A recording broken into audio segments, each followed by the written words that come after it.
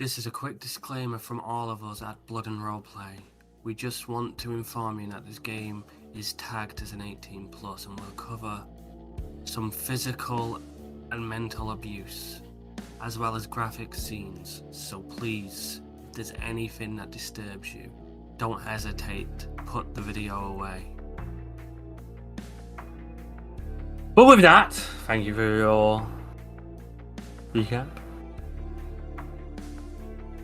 Approximately 3 days has passed since the coterie bumped into Magnus of the city of New York.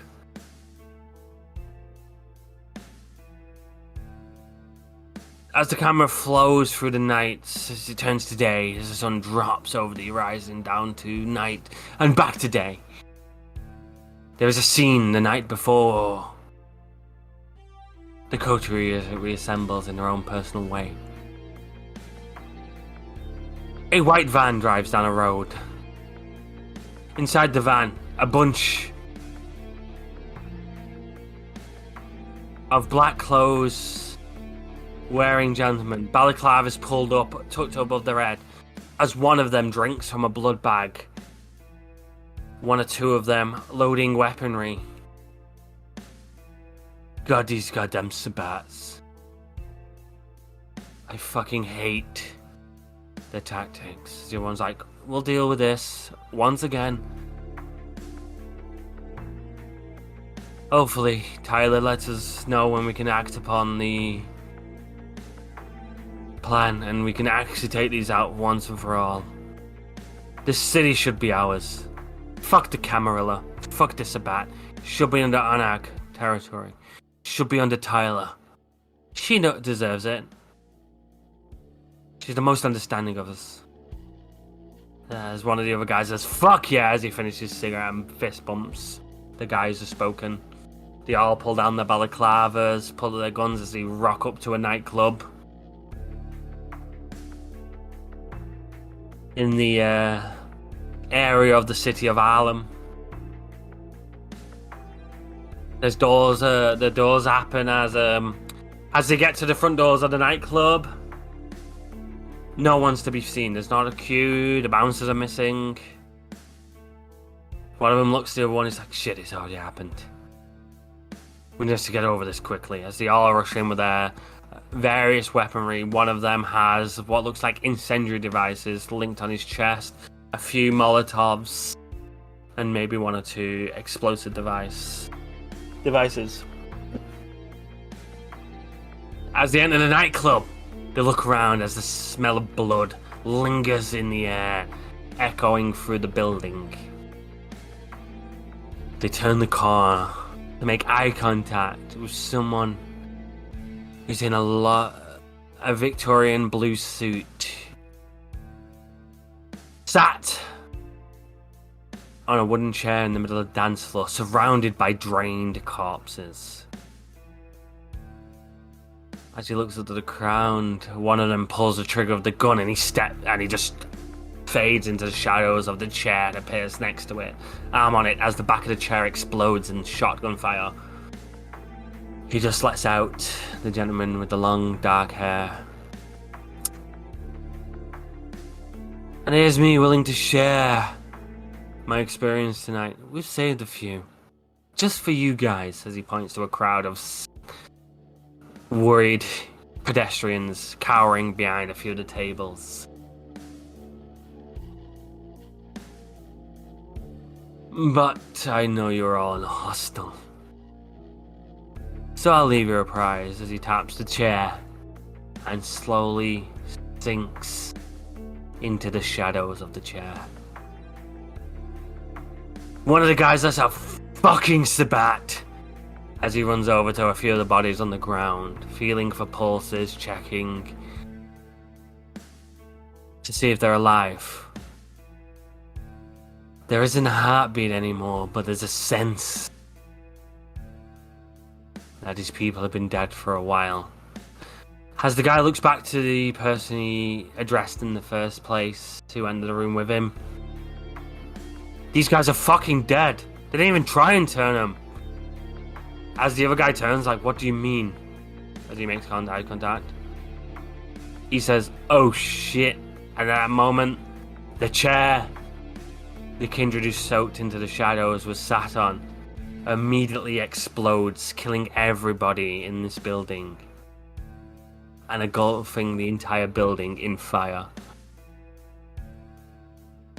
And that's what it seems.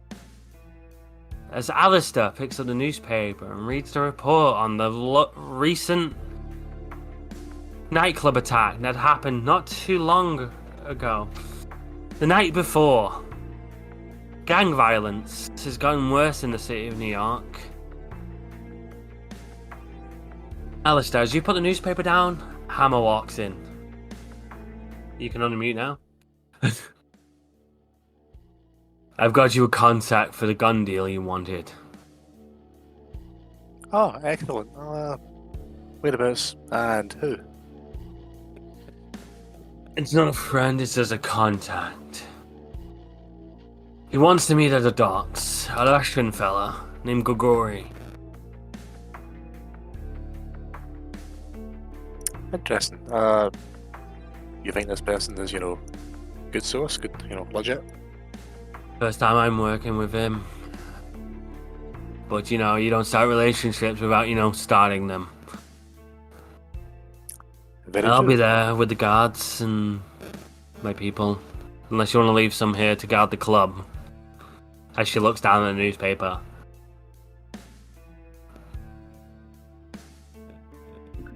The city's getting worse. Yep, the city is a bit of a shithole, but at least it's not just us that's been targeted. No. I can find out who's doing this if you want me to. Sure, I can reach out with the gang and find out. This is definitely not a gang issue, but more of a kindred issue. Well, I mean, it's not too bad of a thing. As long as they don't attack our club, and our club's okay. If other people's clubs are getting attacked, then that just draws more business to us, doesn't it? True. I'll give the guards on check, though. Look out for anybody strange. Luckily, we're closed for the day. If you're looking out for people strange in this city, you're going to find quite a lot, I think. True. You do bring weird companions. I'll let you guys leave on who she's talking about. I wonder.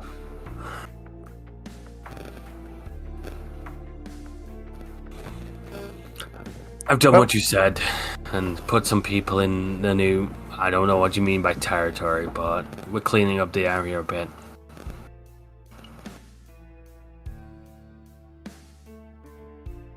Do you know if this Grigori is coming himself? Or is he also bringing some people with him? Probably our guards. They always do. Not too trustworthy since, the Cold War. They don't really trust Americans. Well, good thing I'm not American. That's what I was thinking, but I am, so I'll keep my mouth shut. Just do an Italian accent or something. She just looks at you. Do you think I can do accents? I think you've got a hidden talent. I think you could be capable of doing an accent. Go try it. Try one. Hi, I'm from Sweden. Perfect. Go with that. That was amazing. Okay. What's your new name?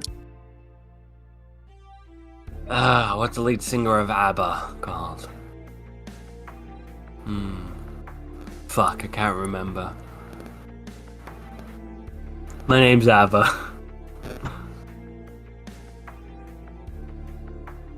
Oh, ABBA? ABBA. He just goes up to his little jukebox he's got in his office and going through all the records, looking for the back of it. It's Eigen Faldgog? Just call me ABBA. My name's ABBA. Alright then. ABBA it is. Remember, you've got to keep up the accent during the meeting in case they ask. I'll do most of the talking, but in case they do talk to you, then you've got to keep up the accent. Fine. That's not how a Swedish person would say fine. Fine. Perfect. I think I'll be alright with just you and me, I don't want to bring too many folk, because if we bring too many folk, then that kind of makes us look a bit weak, If we only bring us two, they're going to probably think, fuck, they only need two. I get it, big dick energy. Exactly. Yours is bigger than mine. Let's go. I would recommend bringing a driver. You can't drive? No, I can. I just don't want to. I don't get paid to drive.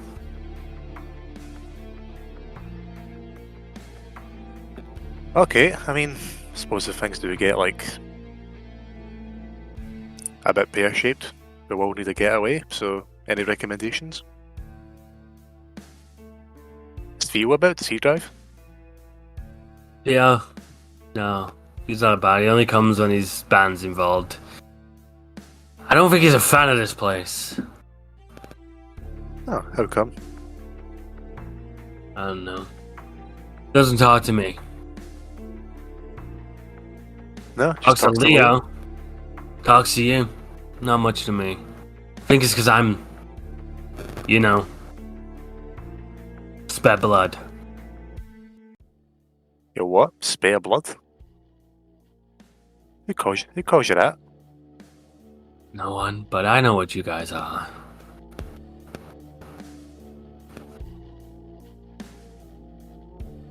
Well, I don't see you that way. I see you as a valuable member of this business. Well, if that's true, I appreciate it. That's true. I can't lie. You can't lie. Alright, you can't lie. Okay, I believe that. We'll bring Peterson, he can drive. Peterson, okay. I trust your judgment. If you want to go and grab him. It's 2 thumbs and 5 fingers, 4 fingers, so yeah, he can drive. Great. Let's go get her. Or him. Him? You're down, there's a beautiful blonde hair, blue-eyed guy. Literally has the beautiful merit. And he's literally doing cocaine off your counter of a closed nightclub.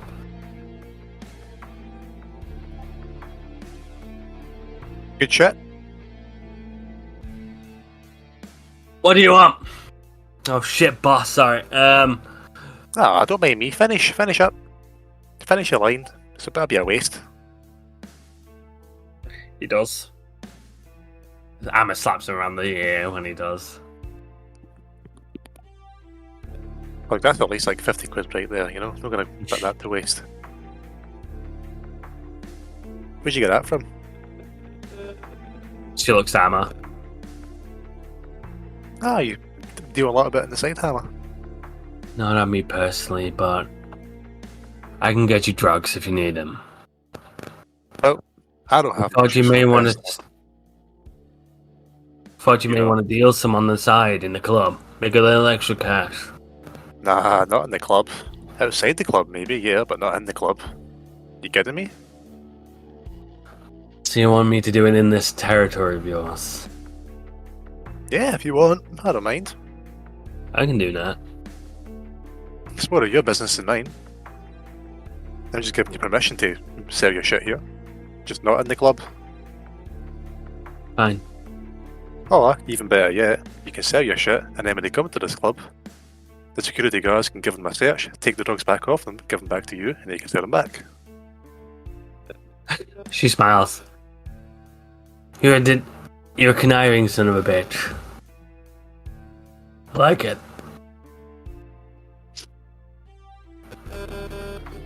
Oh yeah. Any drugs that we take off folk, I'll just give to you, and you can sell them. You do whatever you want with them. I don't need them. Perfect. Oh yeah, before we go, I can't have you not strapped. She reaches into the inside of her pocket and pulls out a small 38 Derringer, 38 revolver, and hands it to you. I pointed to my eye and I was like, is this thing loaded? If I finger on the trigger. She immediately takes it back off you. Never mind. You know, like, we don't get many guns where I'm from, right?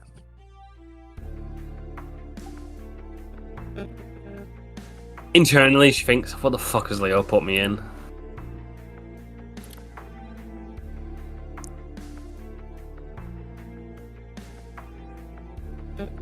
Fine. Me and Peterson here. Get you there. So you am. Peterson, you good? You alright to drive? Fuck yeah, I'm more willing to drive now. That's what I want to hear. What are we taking? We can take your piece of crap. Okay, no, I heard. No, you have a nice car. Never mind. We can take that. Oh, we can take my car. We'll take your car, you know? Let's take your car for a spin. I want to see your car. As he heads out to the parking lot, parked down the alleyway behind the nightclub, you see a 19-something's Chevrolet Impala. Pristine. Nice, man. How much did this cost you? Pretty penny. Pretty penny indeed.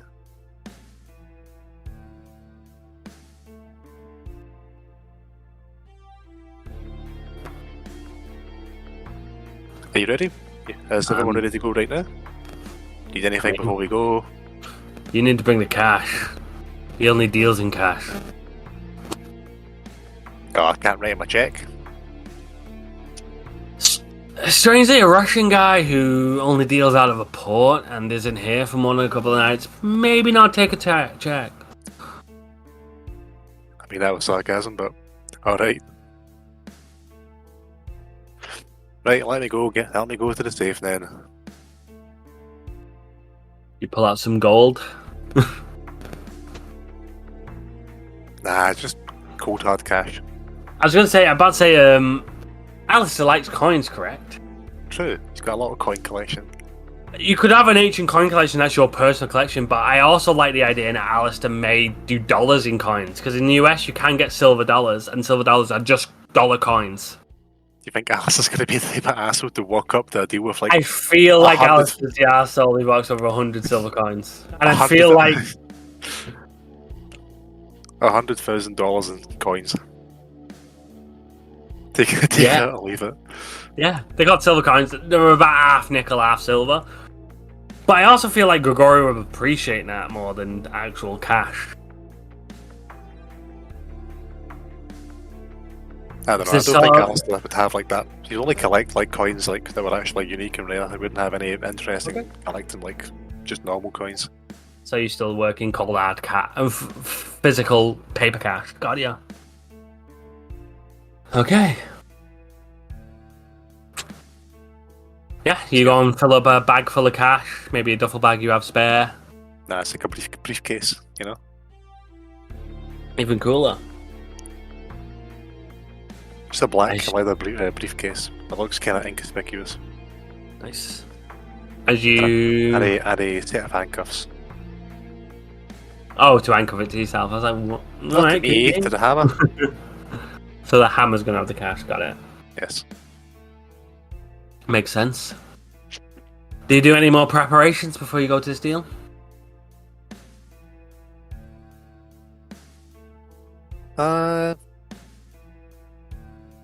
Well, you think I will literally go to the back.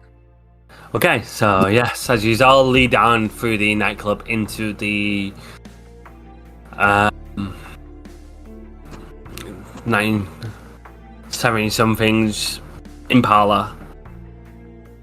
He literally opens one of the doors because it's one of the rarer 4 doors. If anybody wants to know what this car looks like, have you ever seen the TV show Supernatural? It's what they drive. Hell yeah.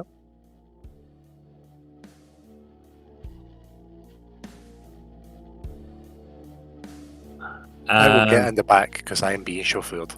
That's fine, yeah, you get in the back. Hammer gets in the front with the briefcase handcuffed to her, placed on her neck. She has a sledgehammer on her inside pocket. On the other pocket, she has what you know as a Mac 10. Her driver, you don't know what he's wielding. She did offer you a firearm, but you Probably like Leo to shoot yourself more than anyone else. Correct. I've just got probably like a little dagger tucked into my sock. Oh god, what are they called? Scottish dagger dirks, are they? Yeah, a duck. A dirk, yeah. You have a Scottish dirk tucked into your sock. Also known as the best knife, the knife for the best penetration behind a stiletto.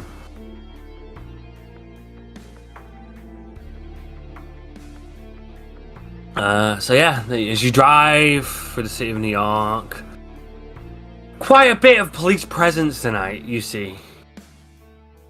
Alistair, as you look out the windows.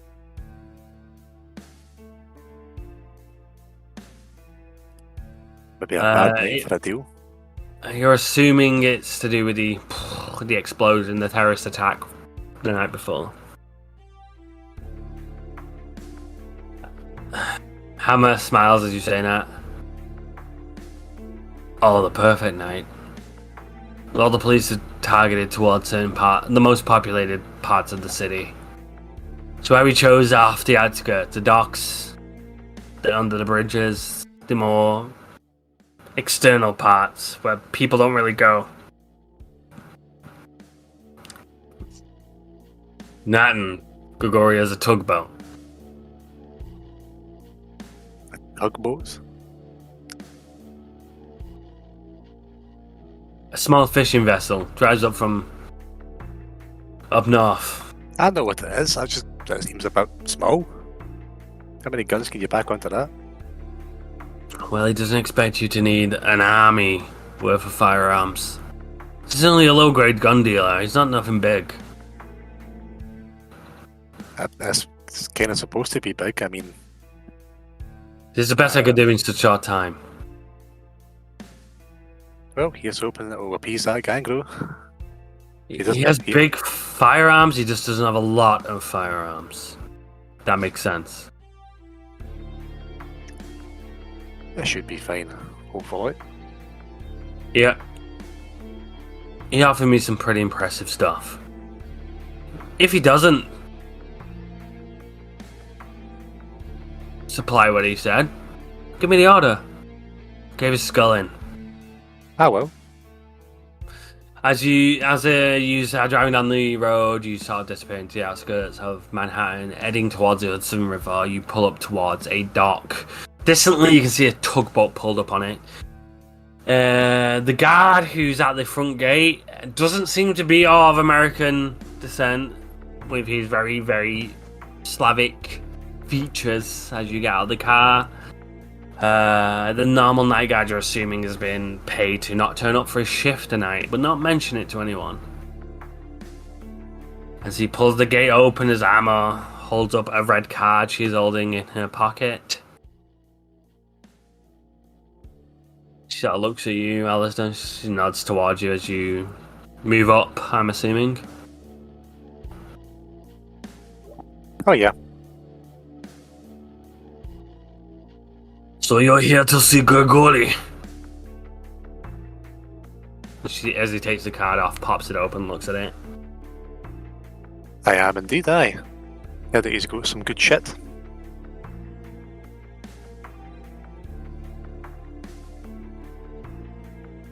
Would you bring the cash you ask for?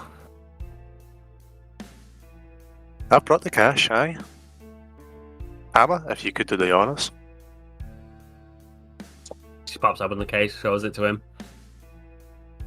He picks up one of the stacks of like probably $10,000 in a stack, flicks through it to make sure like just the top dollar isn't the top $100 bill isn't the real one and the rest are fake. Good, Gregory will see you now. You're down, Doc. Meet you at the end. You're looking for the Anastasia's Revenge. Anastasia's Revenge? Got it. Aye. Well, thanks for letting us in that. Shooting us in sight. Right, Hammer. You heard the man, let's go.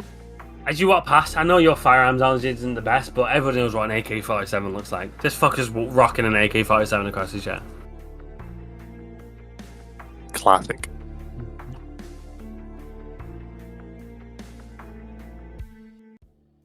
As you head down the down the dock, you get towards the building, the Anastasia's Revenge, the tugboat. And as you look at it, another Russian, also holding an AK, holds his hand out to the side and points towards a red brick building in the middle of the dock area. Next, you are on the Hudson River.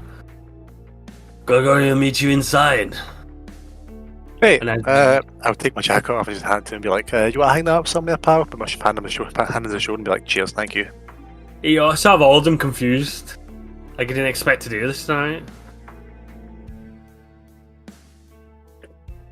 I don't. As he does that, like Amma stares at me, shuts up. Just inside here, aye. This door here. Nah. Hammer, what's thank you in Russian? He'll be it. What she said. I walk in. As you go in, Amma follows. The guys are like weirdly holding your coat, just awkwardly. He's like, what the fuck? He sort of looks to the other Russian guy with him. He's like, what the fuck? And then he puts him on a barrel. As you enter, there is a table set up in the middle of the room. There are crates of weaponry sort of lined up. Not many crates, not as much as you expected to be. And then there is a oldish sort of Russian-looking guy. He's in a large leather jacket with a fur-lined jacket on. Goes down to about mid-knee. He's wearing like combats underneath. Balding, big bushy beard. Scar going from literally probably top of his cranium all the way down across one eye. The eye's milky white and sort of stops top lip. As he turns, one of his other guys sort of like pulls back on the slide of his AK as it slams forwards, sort of echoing through the chambers. Grigori turns and walks over to the wooden table, pours a shot of vodka, pours you one. Amma, as pretty as always.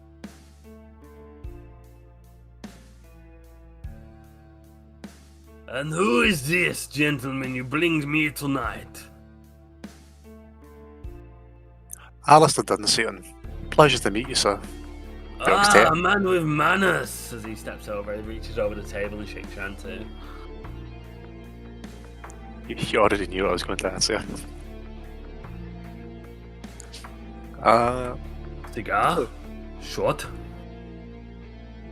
Yes, to both. I'll take the shot that he's laid out for me. I'm assuming you blush of life? Yes. Roll me a Just rouse a rouse check. Yes. If you don't blush of life, you'll immediately throw the vodka back up on the table.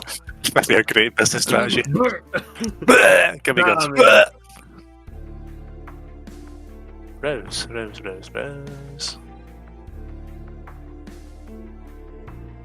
Aha. Shit.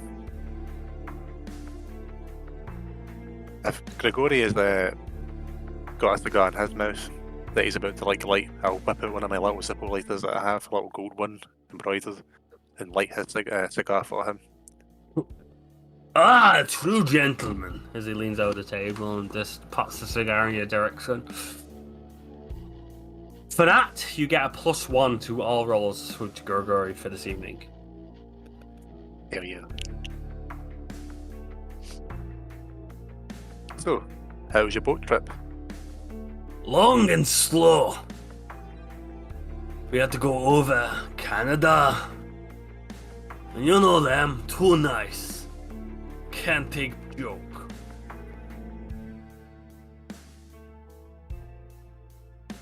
Never actually met any Canadians before, but I have heard those stereotypes before. Good to know that it's true. Aye. See, I quite prefer the Russians, you know? Straightforward, to the point, know the business. I see you.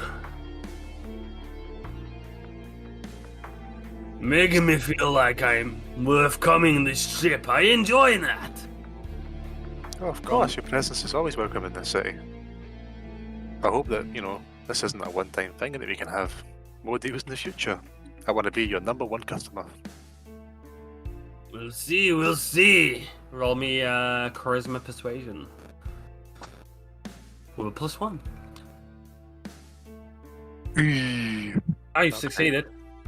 It's not great, but you succeeded. You're very hungry though.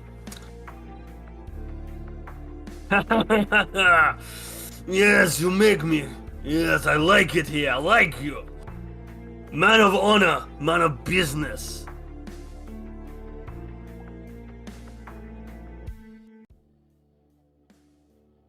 So, what do you need? Your colleague here, Amma, adept name. She looks like face was slapped with hammer. That's how she got her nickname. Coincidentally, you know? When she was born as a baby, her parents dropped her right into a hammer. Tragic, really. Oh no, I feel so bad. He pulls an extra shot for her, slides it to her. My apologies for shitty parents. You should raise my glass and you just go to shitty parents and take another shot. Yeah, oh, he takes a shot, yeah. Now, I've had a couple of problems recently with a certain gang of ruffians. Not just in my territory, but other territories that my friends have as well, let's say friends. We are looking to buy quite a large stock of weapons, especially your bigger guns if you have any, you know, like rocket launchers, grenades, that sort of thing. Rocket launchers? You want rocket launchers? Yes, do you have any? We have just what you need. As he slaps his hands, a guy brings over an RPG. Place it on the table in front of you.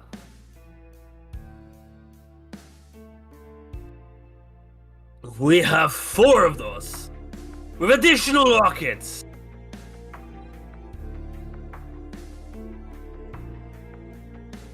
I'll take your entire stock. Oh, a man of wealth, I see. That will rock you maybe 30 grand. As he looks at you thinking you may not be able to pay it. 30 grand? That's not too bad. Anything else you can throw in there? Maybe a couple of hand grenades? Stuff of that sort. Oh, hand grenades. A man of class. One of his men pulls up a box, slams it down, uses a crowbar to break the nails off the wooden crate. As he pulls it over, there's a bunch of like Russian grenades. They're on the older side. You're assuming these are what's left over from like early Cold War, late World War II.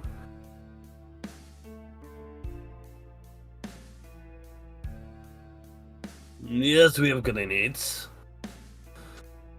But I'm assuming these people you're trying to get rid of,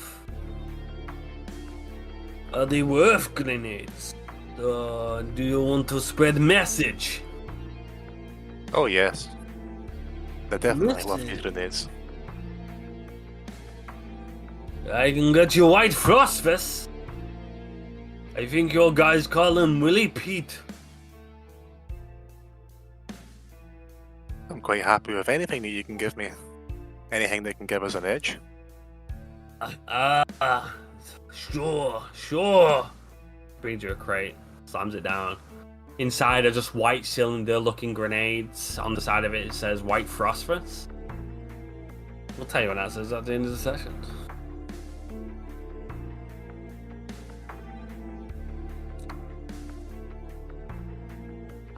And do you want anything other than explosives? Your friend Hammer here say you may want a bit of pew-pew.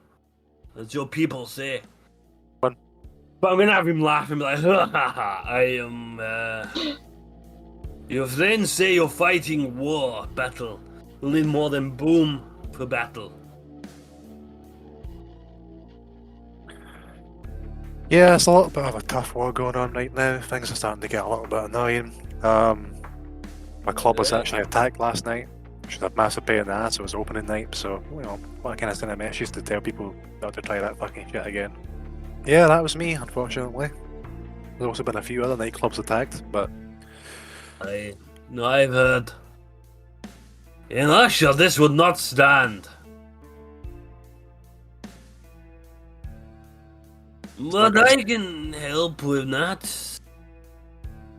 I have shotgun, I have machine gun. Shotguns, machine guns, pistols, rifles, snipers, whatever you've got, man.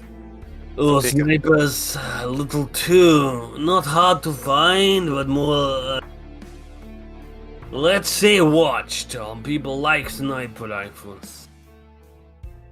I can get you some World War II submachine guns and some modern day, more Italian/German pistols, if you like. Ooh, you got one of those like Tommy guns like you see in the movies? Ah, the Tommy gun, yeah! Get you cold-plated if you want. You like Rambo? I can get you M60, like Rambo. I think Hammer here would quite like the M60, but the Tommy gun's what I'm looking for. That's just a personal purchase, by the way. That's not going to anyone apart from me. Oh, personal purchase? No, you don't pay. Bring him a Tommy gun. As he brings the Tommy gun over. Gift! Oh, thank you very much. How very kind. Man, I've always wanted one of these things. These are cool. You'll need to get ammo though. Ammo's more expensive than guns these days. Oh, this will just be a showpiece in the office. I'm not planning on actually shooting anyone with this. Ah, perfect. The old barrel drum. Make it look like old-fashioned mobster. Yeah, that's what I'm going for. You know, like those like Italian movies you see of like all the mafia mobster kind of feel. I love those movies. He clicks his fingers more and someone brings him over like 2 barrel drums and he gives them you. And they're fully loaded. Better as prepared antique than not prepared antique. Get what I mean? I get what you mean. Good. He slides them both here. So, on to the bad part of business. Or the good part, depending on your viewpoint. The price. What are you thinking about for all of this? You want crate of AK-47s? Crate of PPSHs? And maybe some Beretta 9mm? Throw in the 3 RPGs I have. 70 grand. 70 grand? Yeah. Let's see. Da. I'm working with 4 points of finance, so what would that bring me down to, you think? 4 points of finance, you're in the millions.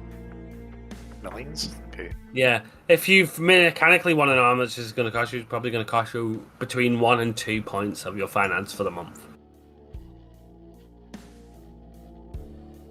70 grand? We'll say 1 point with your finances. I was thinking more like from the range of 50 grand, you know? This is mate rates, as you people stayed overseas. RPGs alone! Just a gun alone cost 10 grand. Individual missile, that's another 10 grand. Alright, I hear you. That's a very good point. So, how's about... I throw in RPG. 2 missiles each for RPG. That alone should be 100 grand. Alright, okay. What about £60,000 and all this money if I have in my club? Man off, you present piss. She'll present pistol me, and you expect me to take it? Likely.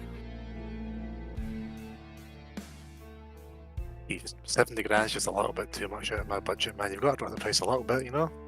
Come on, I know how this works. You start the price up high, way, way higher than what this actually all is worth. I've done, this type of business before.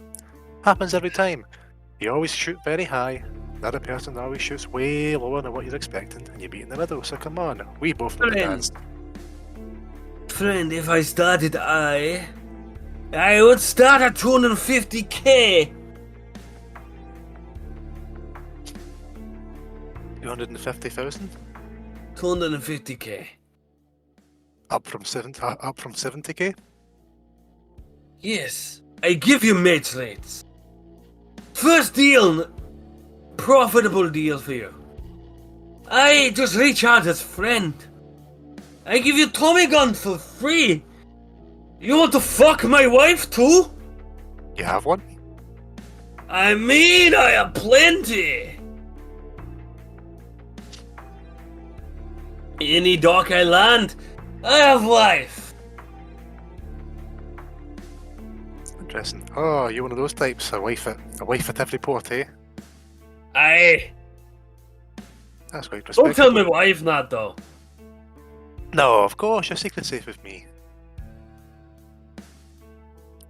So 70k across board. You pay. You don't break my heart. You might have to inspect these weapons a little bit more. Go Hammer, ahead. you know guns a bit better than I do. You want to take a look at these?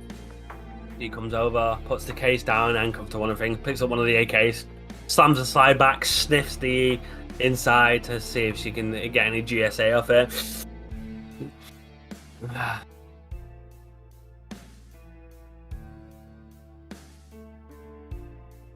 These smell used.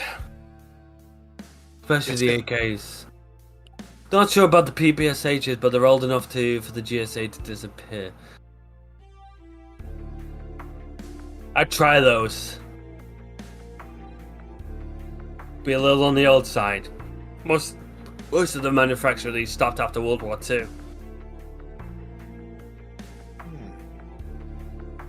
The AKs, yeah, they've been used. I've been checking for quality assurance, but who knows? So your PP guns, you want to load some ammunition to one of those? We can maybe have a little bit of test firing. You want to practice fire in a city that was just attacked by terrorists? And I just attack it. Fuck. I don't give shit. Get out on boat. We're in the middle of the docks, far away from the city. Besides, they probably just think that the gunshots are coming from Harlem or something like that, you know? Hello, too. I heard about this, Harlem? Yep, Harlem. Wait, does the devil actually live in Hell's Kitchen? That type of devil, yeah. Hey, child, maybe you got us in contact. I feel like me and the devil, best of friends. You could be the best of friends. Didn't know. Soviet Union used to love the devil. It's why we have stars on everything. Is that so? That makes sense.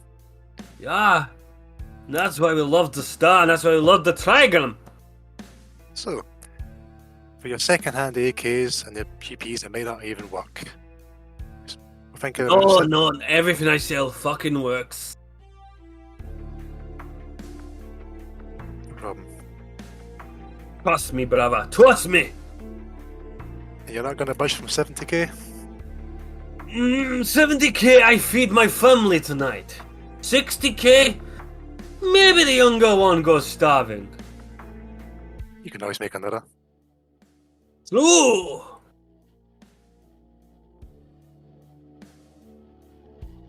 60k? 60k? 60k. And you show me the devil. Oh, take a while to get to the devil, but I can show you. When you meet the devil, let me know. He reaches his hand out. But hopefully it'll be a long time before you see the devil.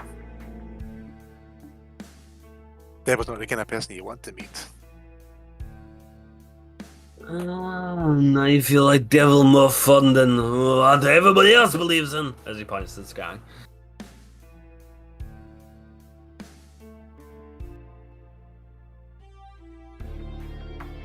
Ew.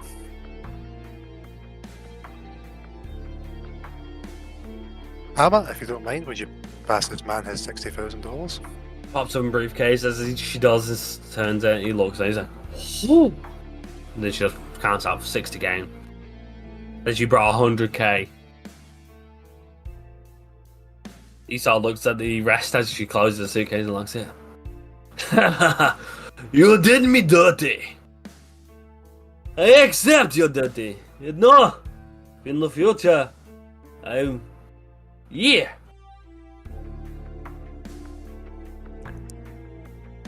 There's even more money than that. Hopefully in the future you can bring a bigger boat. This is the best boat I can bring. Under the eyes of your government. But I might know someone who owns a U-boat. In working conditions, surprising.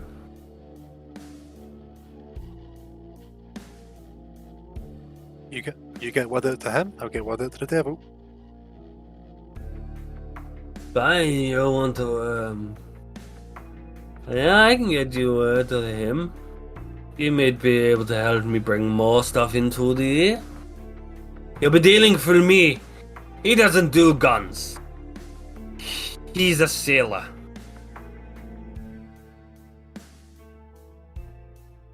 A seaman. Yes. Also a cunt. Oh, how come? Let's say head up, his ass. On ass, not the one. Head up on ass. I've heard of those type of people before. Nah. Well, it's good doing business as he grabs a shot and shotguns it. You shotgun yours. Emma shotguns hers. Everyone shotguns theirs. There's another guest to no business, Pata. He puts the bottle of vodka in front of you. Take it! Real vodka! None of that Smirnoff shit!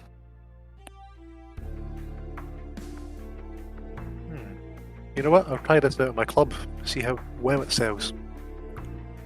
You smell it, it's like ethanol. Yep, this stuff's great. Real good. Smooth. The best. Okay. Hammer's like... And about half an hour later, after people are done loading shit into the back of your Impala, well, your guy's Impala, you drive back to the nightclub, load the guns into the nightclub, and that is you done for the evening? Okay! As the night ended a couple of nights ago, the attacks throughout the city have not happened already. As the night ended with everybody heading back to their own territories after the conversation with the Sabbat, who named himself Magnus. The weird, monstrous creature that you guys may not know as a Zemitsi, since a lot of you guys aren't old enough to have known what the clan is. Leo and Oliver, you catch yourselves in a moment.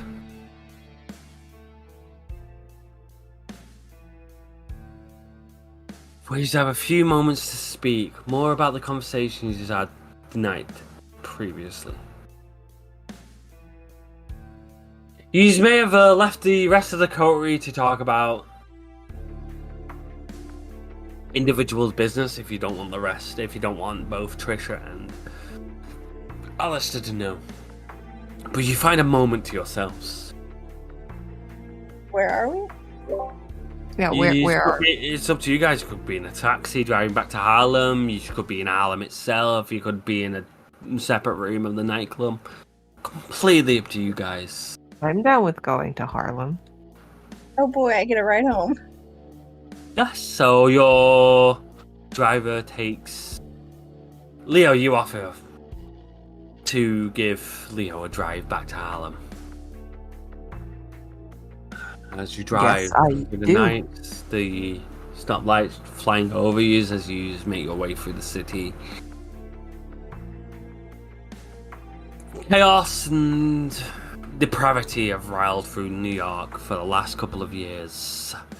It's getting to the point that it's getting to its boiling point of crime. You guys do not know what's going to happen in the nights previous. As you stop to have a conversation. Interviews?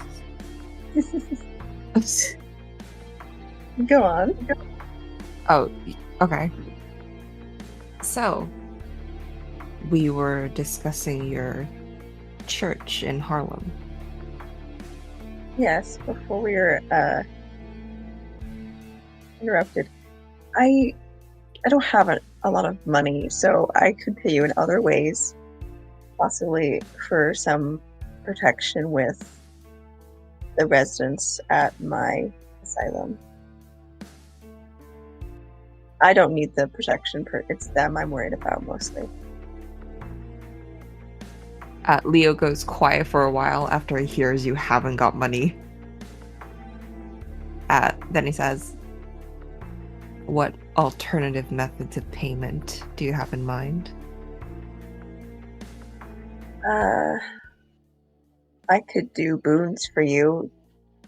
Possibly I could do work for you. How many people do you have in your little church? How many members do I have in my flock? Yes. We have people who come in and out, but I mainly have roughly 7 that live there currently. And they're all, well, not one of us. No, I'm the only thing there. The rest of them are normal.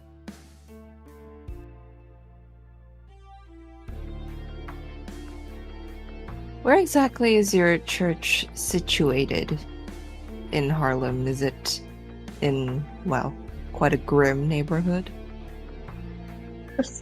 Most of Harlem is a grim neighborhood, but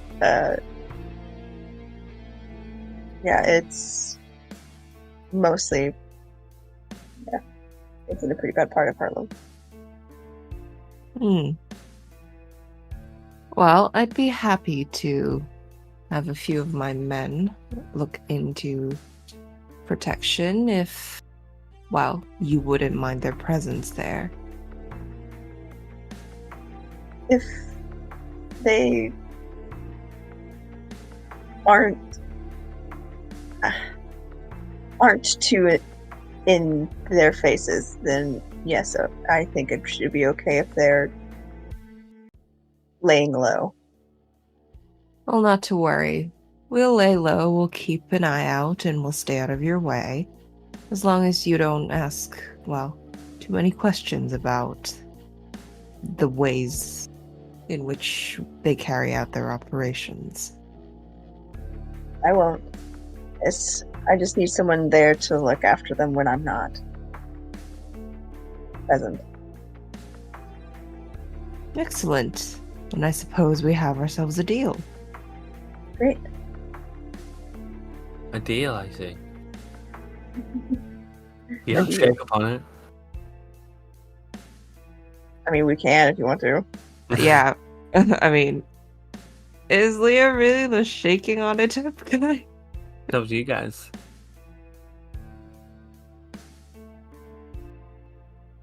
I just nod curtly at Oliver.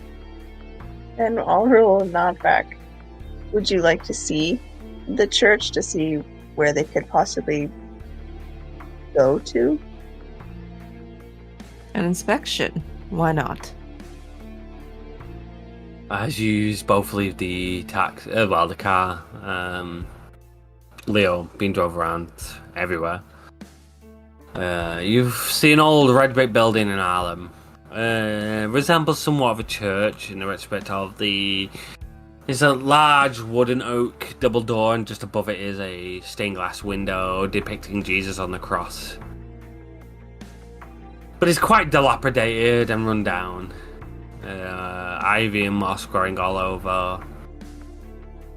But you can see the flicker of lights on the inside. And there's quite a few homeless on the outside of it, waiting for and meouts.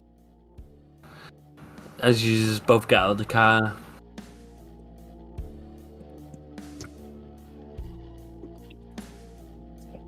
How many floors is it?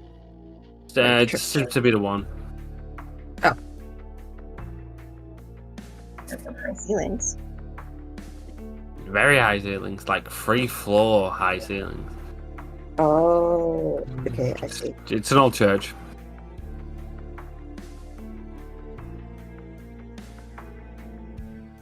Would I know the the gangs that have been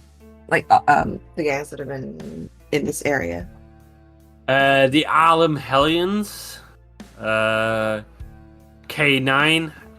and the West Street Psychos are all prevalent in this area. Harlem Hellions being the worst. Okay, right.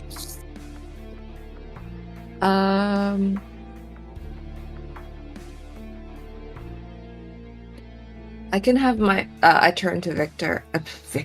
I turn to Oliver, and I say, "Well, I can have a few of my men come undercover to your meetings. They'll keep low key. Oh wait, low key isn't a word yet. They'll keep on the down low." And yeah, that'd be good. Would you like to look around? I can show you a few places that they could probably hang out if they don't want to be in the meetings. Well, then, if you would lead the way. Of course. Yeah. Oliver will stop with the homeless people and offer them to come inside for some food. Leo will look faintly sick. A few of them sort of like bite you away a little bit, Oliver. It's not really that cold, it being what time of the year it is inside, so they're staying out for their own preference. But some of them will follow you in. I'll tell them where to get the food at, where the kitchen is, and someone should be there to give them food. There's a volunteer inside the kitchen just offering out food, filling up bowls of soup noodles. So the main area is obviously the place where we hold mass and things. We have some rooms on the side where we hold the meetings. There's my office. Bathrooms around the corner. There is a few other rooms that we use for storage that maybe they can keep their things in. I was just about to say, if we could have one storage room, it would make my men's, need for supplies to be met much easier. Feel free. We have one that's mostly just filled with chairs that we can move into the other one. May I have a look? Of course. Question for Mary. How big is this room? Like the storage room we're looking at? Probably fit 2 bunk beds, a table for people to play cards, a few chairs, a liquor cabinet. It could be alright for a little support room, yeah.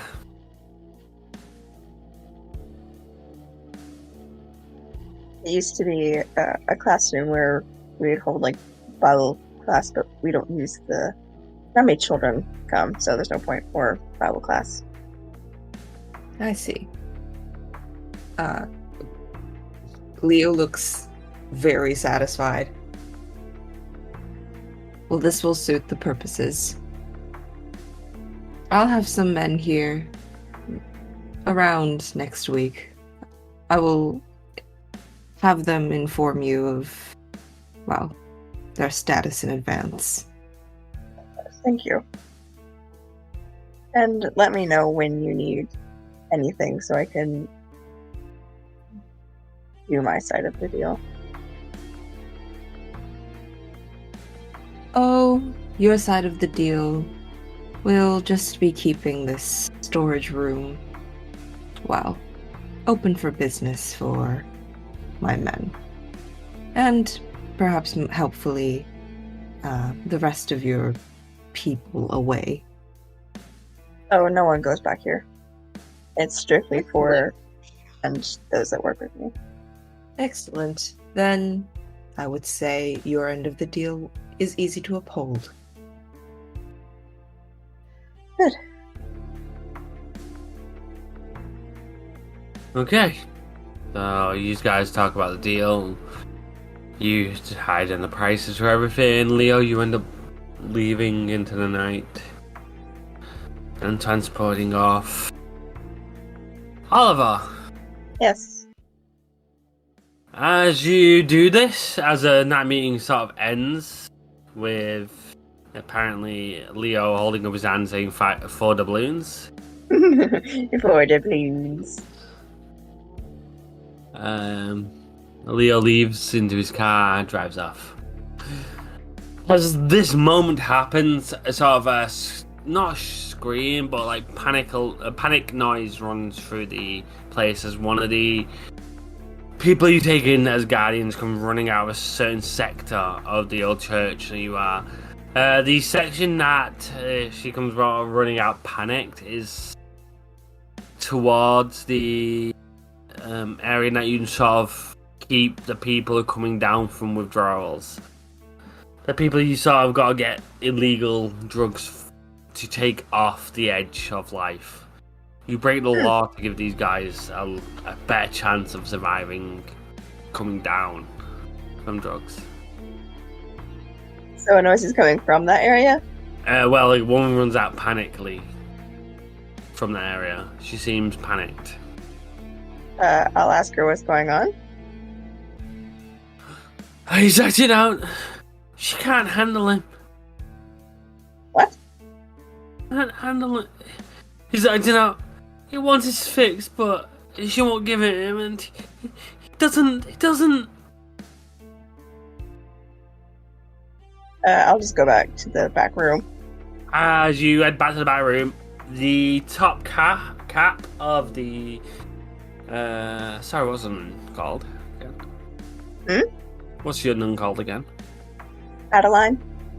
Adeline's cap has been pushed off her head. Her hair's flowing in the wind, strawberry blonde, as it sort of flows through the wind. As she's holding down on a guy as another sort of help. Adeline being the only nun who's helped at this church, holding down a patient as another person's injecting something into his IV. As he sort of echoes back, he sort of slaps Adeline in the cheek as she falls back a bit, holding her cheek, and then she immediately goes back into action, pushing him down. As the other one sort of puts their full weight on Adeline onto the body of the patient until the drugs kick in, and then he sort of fades into a conscious sleep. Adeline holds her face, swipes up her cap, and heads to the back room to clean herself up. And she went up. I'll ignore the guy and just go check up on Adeline. He's sort of fading off into his sleep. He sort of looks at you and... monster!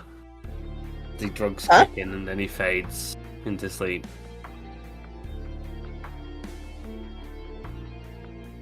What did he say? Monster. Oliver just glares at him before going And he back to fades into sleep and collapses into a deep sleep. So you follow Adeline into one of the back rooms. She's sort of holding her cheek as she does. You follow. What does Oliver do? Can I have a look? So you go and you reach out and you grab her shoulder to have a look, and as you grab her shoulder, she sort of flinches back defensively and push you, and goes to push you, and then realizes who you are. She's like, "Shit, Oliver. Sorry, my. Sorry, Oliver. Hard night." She sort of fixes her own hair, and quickly before you get to see her, she's got her back to you this entire time. When she glances down, you see her hair tumbling down. She sort of sees you, realizes you're here, and then turns away from you immediately. Puts her hood back on, tucks her hair into it, sort of sorts herself out. I can hard. Can I see your face? Sure. What? But why? I just want to see. She turns around and her cheeks sort of like puffy, and one of her eyes is bruising a little. Oliver's face is very dark and very mad. Happens. We get. Are you okay? I'm fine. It's part of the job. She gives you a smile. It shouldn't be. I'm, Where? I'm here to help anyone, if they're violent or not. God's will. I know. I just wish you would ask David to come help you. You're Before always busy, and everybody else has their own things to deal with. I can do this. If I wouldn't do this. I know. Oliver just put his hand to her face to sort of like check the bruising. It's cold hand. very warm to the touch, and as you put your cold skin on his sheet, he's like, Oliver, don't mind me. It's so cold. I just run cold. You should get ice for that. Apparently, all I need is your hands, ice boy. She jokingly pushes you a little. Should I keep my hand here? She sort of nuzzles into it, and then she sort of slides you back. No. I can get an ice pack. I'll get you an ice pack. You just rest up. You've been enough for tonight. No. God didn't rest. Jesus didn't rest. I will not rest. You're forgetting. On the seventh day, God did rest. It's your time. What to day is rest. it today, Sunday. Oliver? It's the seventh day. Now it's my time to work while you rest. Fine. Just have a seat and I'll get you some ice.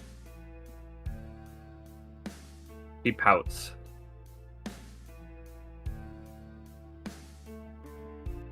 He'll put his hand on her chin and lift her head up and say, I don't want to see you pouting just because I told you to take some rest. You deserve it. As you lift her chin up, the look at her, as she's still pouting, she's like, fine. And you catch a look on her eye, actually, look at a look on her eye, and she's definitely going to have a shiner tomorrow. You know this from personal experience. I just wish I had been there sooner. Honestly.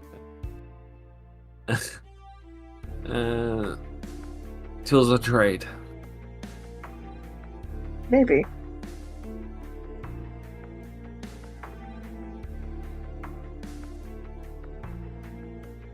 I just don't think you should have with it.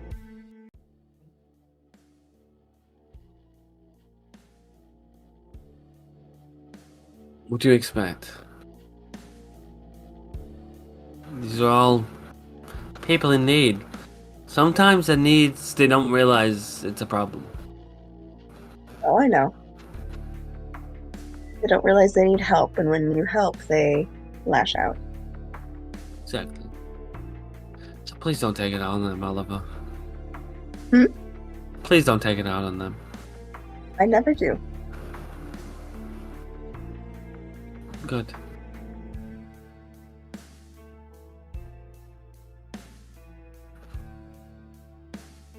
You leave the room? Yeah, I'm gonna go get ice for her, wrap it up all nice in a towel. Yeah, you do that. Mhm. Come back, wrap up, pop on the towel.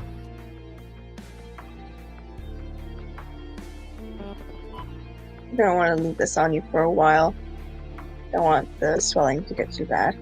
So leans into it a bit. Fine. But this could be helped on someone else. Are you saying you don't need help? If someone else is in need, I can put up with it. You shouldn't have to. We're all here to help each other. You are a member of my flock as everyone else. Some people need help more than others. Do not downplay your suffering just because you think someone's suffering more. I'm given everything I need from the Lord. I need less than everybody else. I'm not downplaying Oliver. I know these need more than me. Life is cursed and worse than me, so if this ice pack will help someone who's coming down from meth or heroin, then give it to them. Adeline. She looks away as you say a name, knowing she's in trouble. As I said, do not say you do not deserve the same as someone else. Everyone here needs help. And if I see that you need help, I will help you the same as I help them.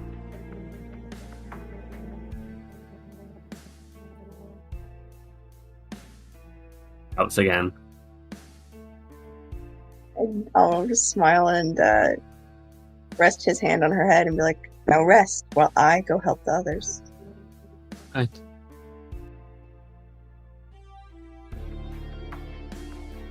And you're feeling better. It's fine. It's literally like cold shoulder. It's actually colder than your skin without blushing alive, this cold shoulder. Oof. Oof. I'll come and check up on you in a little while, and then, if you aren't pouting, I might let you help us some more. She laughs. Fine. I'm not pouting. Totally. No.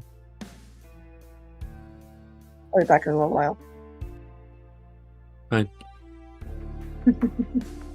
You go out and help the rest of the people. Would you like to roll me in intelligence medicine? Sure. Let me roll down to it. Could I add my specialty? Yes. That's... What was it? Medicine what? Special medicine intelligence. Okay. Do I do for a specialty? Yes. You just have the specialty point, so +1. Okay, cool. Nice. What's the difficulty? I can't hear. I'm just gonna go with what it's filled in. Ooh, I got to. Oh boy, have to entertain the audience because Joe likes to disappear. I'm here. What are you on about? Totally. Yeah. 2 successes is fine. Yeah, she succeed. Sorry, I'm a busy household. I want my attention whenever I tell them the fuck that I don't want their attention. Huh? You want my attention when I'm like, guys, no.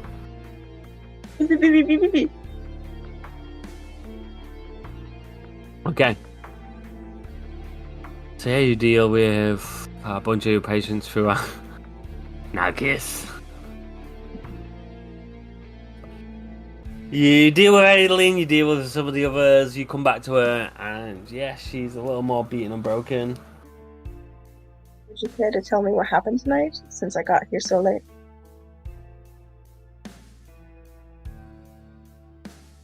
We just had a bad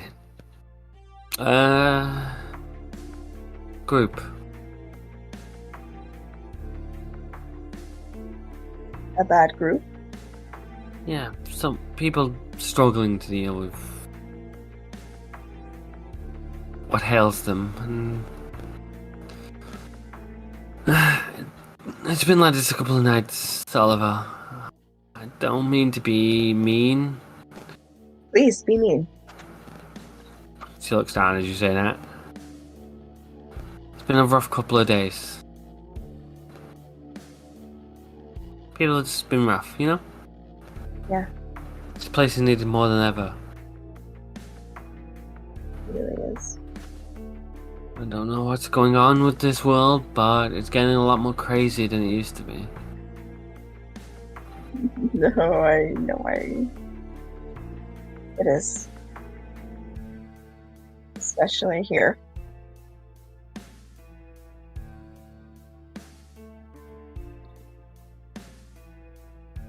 But we can do our part and try to help everyone we can. I know. Sometimes it feels like they don't need our help. They don't want it. Sorry, everybody needs our help. Anybody who comes here is seeking our help. Sorry, God. You don't need to apologize. It feels like they don't want it. How much of my past do you know? Not much. You don't open up much, Oliver. Yes, I don't. But I know from experience how they're feeling. And when I was in their shoes, I didn't think I needed help either.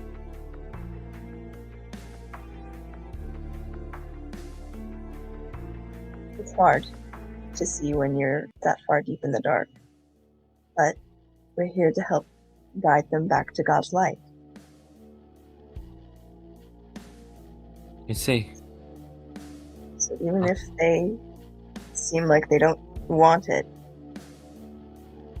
they're just terrified. They don't have control. We have to be patient.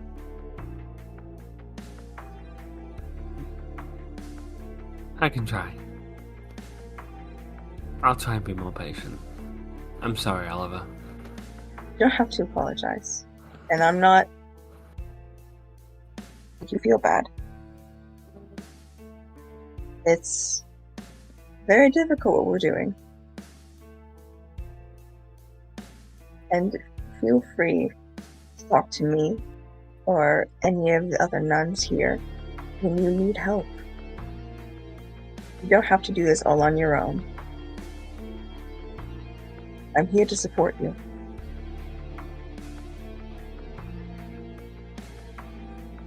She stands up and gives you a hug. They'll hug But her also back. realise that this may also be considered a sin and sort of pulls away. As you wrap your arms around her, she pulls away then. And then shyly looks away from you, blushing heavily.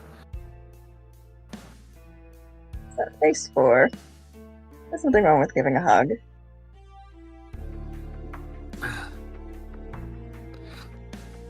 I shouldn't want anything. I am God's servant. My entire job is to give.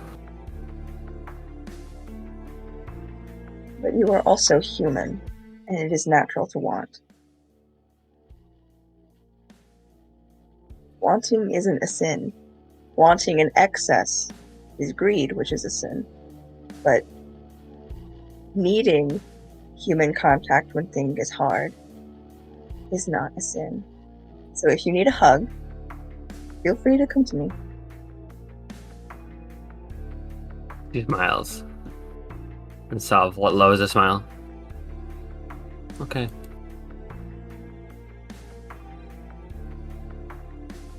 What time is it? Pushing probably 4 or 5 a.m. Ugh. Yeah. Well, This is the night that you guys just finished dealing with the Sabbat. Oliver will check the time on his watch and start looking very scared. Yeah. Well, how long have you been here, Adeline? What time is it now? It's almost 5 13 in the hours. morning. How many? 13 hours. Adeline. Go Yes, go Father? home. Go home. I am home. Gives her a blank look. I Adeline, stay here. you need to go back to your apartment. At least have some real sleep in your own bed. Fine. If I have to go home, so do you. Fine. Is she pouting again? Yes, very much so. I'll Sure. walk you home. Let's go. No need. I can get on myself. I insist. I don't think we live too far away from each other anyways. Maybe not. As you hook your arm with Adeline, you walk her 2-3 blocks over towards her own apartment, gifted to her by the church to come and help you out in your current show of force. Mhm. Then you make your way over to your apartment. I will be getting people to make rouse checks at the end of the session. Yes. But 2 days to skip. Oliver, you hear banging on your doors. Oliver! Oliver! Open up! It's your mother, Oliver! And with that, we'll jump over to Trisha. So, Trisha, been a couple of nights since you met up with the other vampires, you know? Your sire telling you to get out there and maybe meet new ones, sort of echoing through your brain. But tonight, you have a gig for the first time in a while.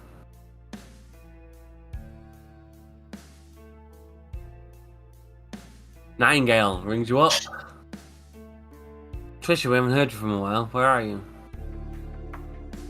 Oh, you know, here and there. I've been shopping lately, actually. Do you know if there's like any good jackets or wine around? No, I can get cheap beer. I don't think beer will do, but I mean, yeah, I've just been around. How are you? How have you been? Good. We have a concert tonight. If you come in, Trisha. Of course, Look. I'm coming. Not a concert, more of a show. Sorry, I'm doing a set. Sorry, what? We're only doing a set. Okay, let me know the time. I'll be there. 9. 9. Okay. As you look at your clock, it's literally 9:15. And where is it? It's about 30 minutes away by a taxi. Why are you telling me this so late? It's almost like you don't want me there. No, Trisha. We told you weeks ago.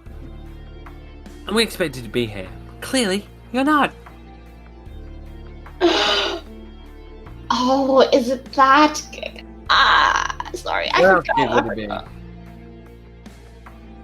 be? You know how I am. I just don't remember things. I'll be right there. Don't worry. I'll be there on time. Luckily, I can talk the person paying us to sing here. I can get him to give you a few extra minutes. Someone else is going up before us. Okay. I'm so sorry, but I'll be there. Don't worry. Fine. See you soon. See ya, girl.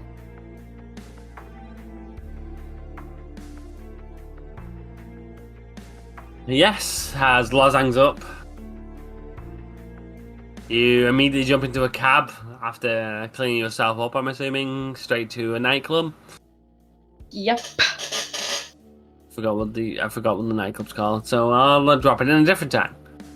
Nice. Woo!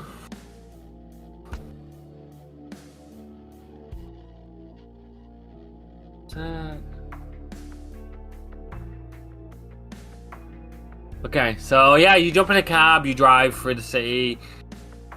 The city, seems to be a little on the edge. Seeing out the city, out the window of your cab, just looking around, people seem to be. The cops seem to be pretty much everywhere. Some people getting pushed away. Street fights sort of kick off between cops and civilians. The city's pretty heated. As you rock up to the outside of this club, bouncers stopping people in. As you get out, you head over to the bouncer. And as you do, he stops you and he's like, "Get to the line." I actually have a show I need to get to. I'm performing. I'm late, but I am performing. You wouldn't want one of your main acts to be even later than they are, would you? What's your name? Name's Trisha. I'm with Nightingale. Sort of hums and ahs, look you up and down, looks at the paper again. Fine. Get in. Thank you, you're such a sweetheart. As you lift the red rope to let you in. As you enter the nightclub, sort of on the decrepit, sort of bright side of nightclubs, there's vines and shit leaping down from some of the woodwork built in towards the balconies surrounding the main dance floor. There's a few people painted in gold paint, dancing back and forth, enjoying themselves. Just on either side of the dance floor are two bars lacing the walls, and on the north side of the dance club, there is a stage where live music is playing. I'm gonna run to backstage. As you go to run to backstage, you look up on who's playing currently, and guess who? Guess who's playing right now? Neon Promise. Da. I get even faster to the backstage. As Neon Promise finished their set, you manage to get in, you swap out of clothes into your costume. You get up on stage. Music blasting around you. Would you like to roll me a performance? Charisma. Okay. You can throw your presence into this. I throw a presence. Can I throw beautiful into this? Looks. You can as well, yes. And because I have Electria Muse, the tests have their difficulty reduced by 1. Yep. So this difficulty is 1. This is a lot. Charisma performance. Yep. So it's presence plus beautiful.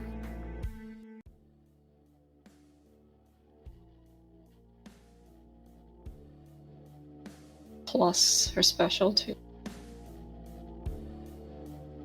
Fucking shit. You fucking blow the roof off this concert as you just blast out your music. It's probably one of the best Nightingale's ever had. One of your best performances you've ever had. As you just play along, you sing, music blasting out. People absolutely going wild. Your set ends, everybody else is exhausted, sweat running down their face as you leave the stage. This crowd screaming for an encore. Do you? Yes, of course. If the venue allows us. The venue has no part in this. They have no control over the crowd right now. Then yes. The rest of your band looks exhausted as you turn to them. You're not exhausted, being a kindred.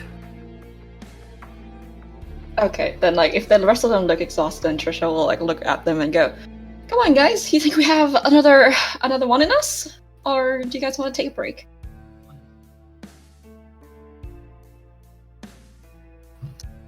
Fine. As Les gets up. Come on, you fucking idiots. You don't have to. Don't push yourselves. Uncle, if you don't catch up, you're going to be the one who looks like you don't want it as the rest of the band leave onto the stage to do another song. I'll follow them. As you come up, you band out another song, the crowd goes fucking wild. The crowd are about 10 minutes off setting fire to the building. They're not fucking passionate right now. Trisha's having the time of her life. Like every time, like she looks genuinely alive only when she is performing. Any other time she's there, she's fine, she's like, in the moment. But like when she is performing, that is when like you can genuinely tell this is the only thing she enjoys. Honestly, I'm willing to roleplay as you get a free blush of life whenever you play this good. Okay. That would be helpful right now. Yeah. As you bang out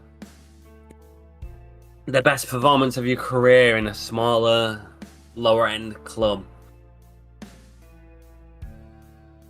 As the night ends, you enter the back as the rest of the crowd are going wild still. Before she leaves the stage, I think Trisha would like take out little like not business cards, but like small papers that have like Nightingale and like a little bit of intro on them and just scatter them to the crowd. This is the 90s. I'm imagining just throwing tapes into the fucking crowd. Ooh, oh yeah, yeah. Just to make more fans, basically. Yeah, you're just throwing tapes of your music into the crowd. Tape recorders, CDs even. Playing them like frisbees, dude. Yeah, just.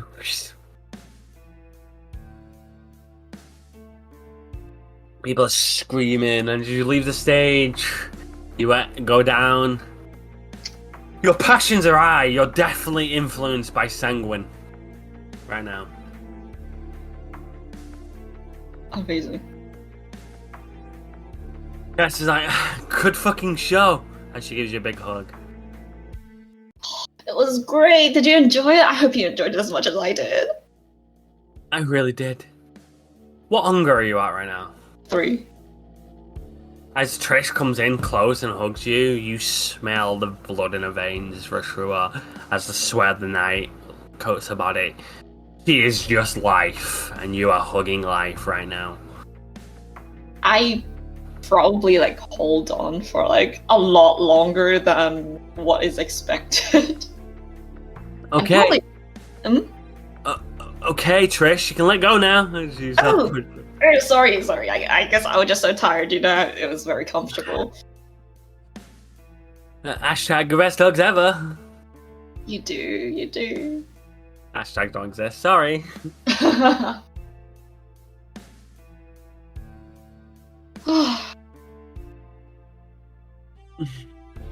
gonna look around. Are the other people okay? Some of the bandies have got like roadies now, and they're coming back to the backstage. A few of them's down in a few beers. One of them's drinking a bottle of water, and they're just chatting to some roadies in the back of the people who got backstage passes for this concert. One or two of them run up to you and say, "Trisha, can you sign this, please?" And they hold up their pass to you with like a Sharpie in hand. What do they look like? There is a younger gentleman. He's sort of like got an over the top bleached blonde mohawk sort of comb to the side over one side, and the other girl is sort of like neat dreads, like braids. And she's wearing quite baggy clothing. They're both like, "Please."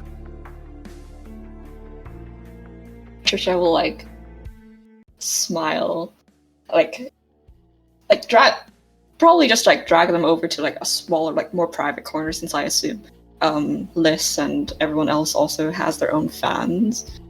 Yeah, they're surrounded by groupies too. Yeah, so Trisha just like guides them all to like a quote unquote more private space and just goes, "Of course I'll sign your passes. I'm so glad you guys enjoyed the show." Best one you've ever done. Please, at least the best one I've seen. Oh, so you're like a longtime fan of ours? Ish, yeah.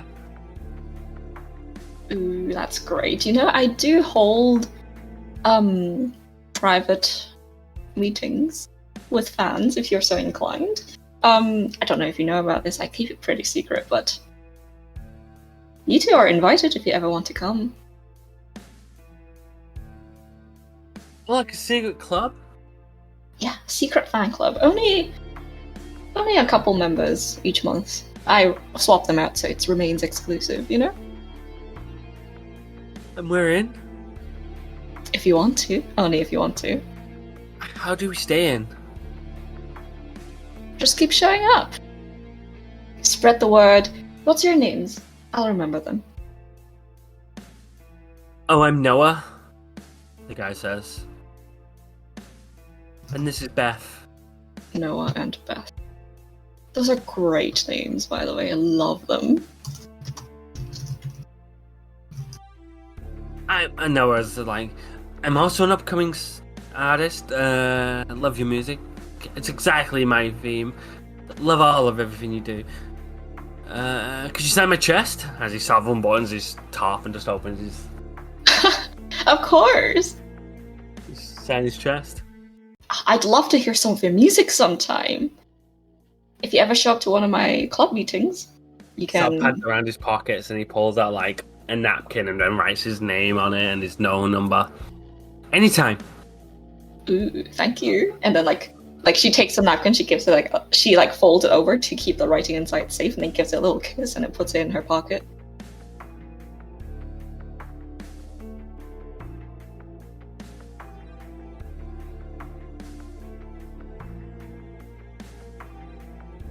And then she's gonna just look around, mostly for Neon Promise. Are they still here? Few of them are. Are you looking for anybody in particular? I'm assuming Theo. Yeah. Theo's over in the corner smoking on a cigarette. After he well, when I say smoking on a cigarette, it's really a joint, but it's rolled like a cigarette. And he's clearly just fed on someone since he has a dribble of blood down the side of his mouth. Trisha will turn back to Noah and Beth and go, "Do you guys have any more questions? I'm gonna go talk to one of my friends over there." But it was... No, we just love you, as Beth reaches and gives you a kiss on the cheek. I'll let her and then I'll give her a kiss on the cheek and I go, "Oh, thank you so much, darlings. Hope to see you at our next concert. I'm so glad you enjoyed again. Thank you for coming." No, no, thank you for such a great performance. You're the fucking 7.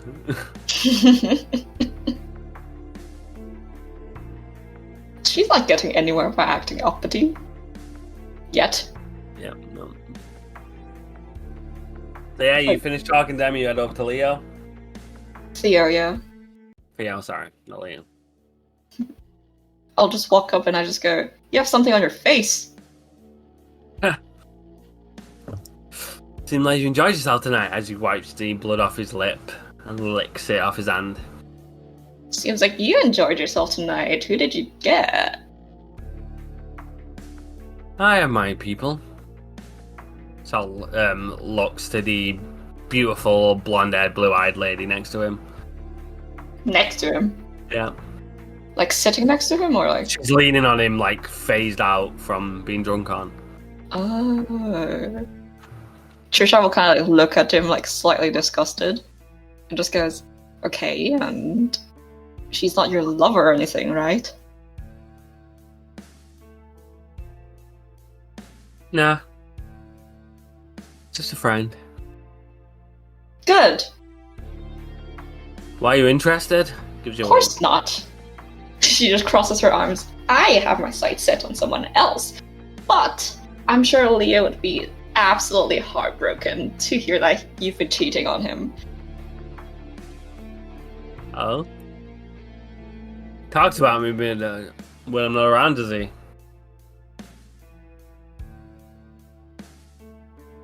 you don't know what's going around. No, I try and avoid gossip.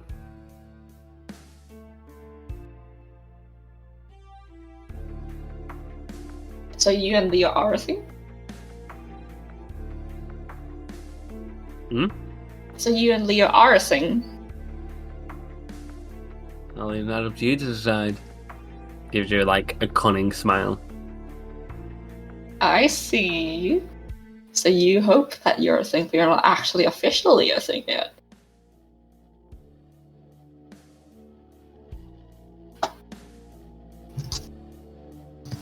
Believe what you want. Listen. And he finishes his cigarette and puts it out on a banister next to him.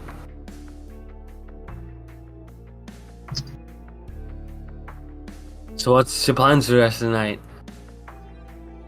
Honestly, just enjoy the club, enjoy the vibes. It was so long since we've had such a good performance, and you never know when another club's gonna get blown up, right?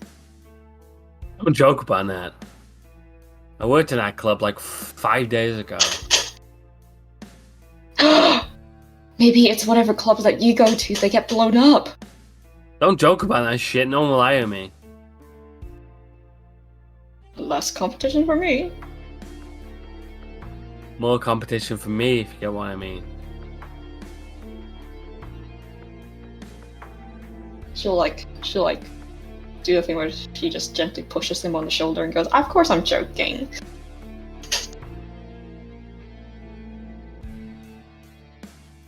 Fine. Well, I'll leave you to the night. Go out, feed. You look like you need to. I'll feed when I find someone that looks fun. Be Maybe I'll careful take of out the night. Go on. Maybe I'll take out the security again. Be careful where you feed here. It's another Baron's territory. Oh, whose?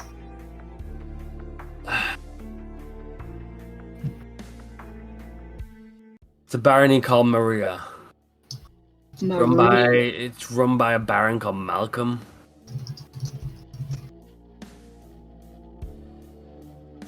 Trisha freezes. Could you describe this Malcolm for me? Tall, dark, handsome, mustache. Was there the night the club was attacked.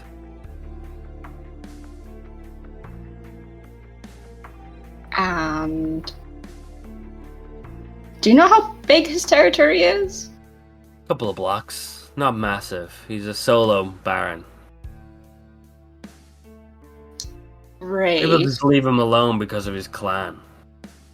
Oh, his clan? What clan is he? You don't know?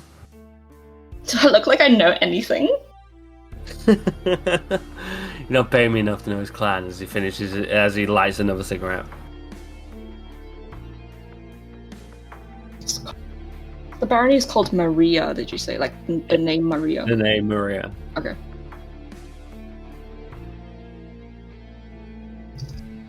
Okay, well, I just need to find Malcolm and get his permission to feed here. It's easy. Where is he? No, she said easy, but yeah, that's also a question she was gonna ask. Okay. I don't know. Could be found anywhere in his territory. It doesn't really give out where he stays, so he's a detective. Maybe you can ring the police station and be like, looking for Detective Malcolm. I might just do that.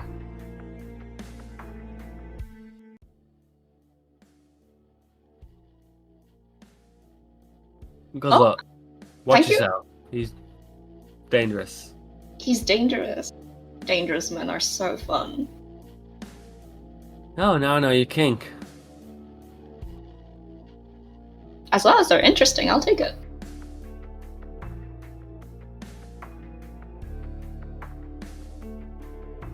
Enjoy your night. You too. Don't cheat on Leo.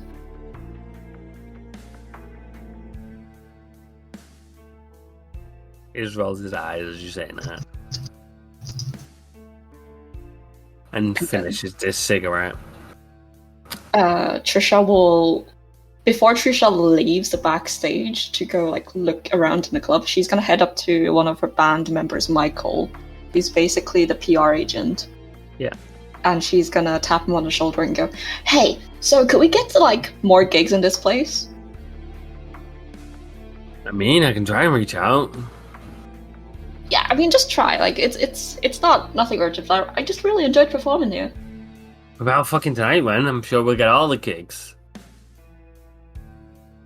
That would be amazing. I'm gonna go find someone, but yeah, good show out there. We need to catch up. We haven't caught up in a long time. Like, just the 4 of us.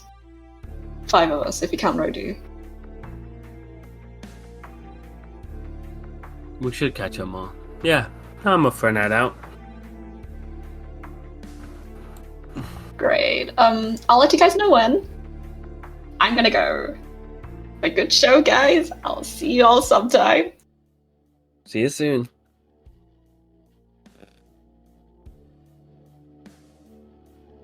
And then she's gonna head out to the main area. Both looking for someone that's fun to maybe feed on, and or Malcolm. Okay. Roll me what's awareness as you pervade the club. I don't have awareness. Wits then. Oh.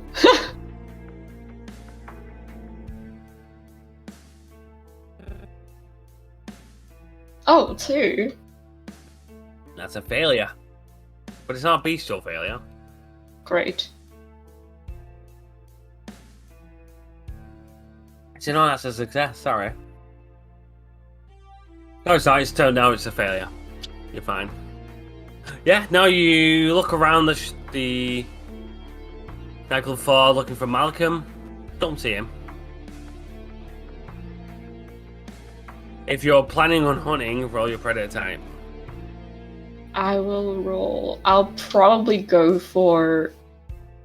Never mind. Her predator type is Osiris, so that's still manipulation subterfuge. I'm just gonna add in beautiful. I will say you get +1 as well for.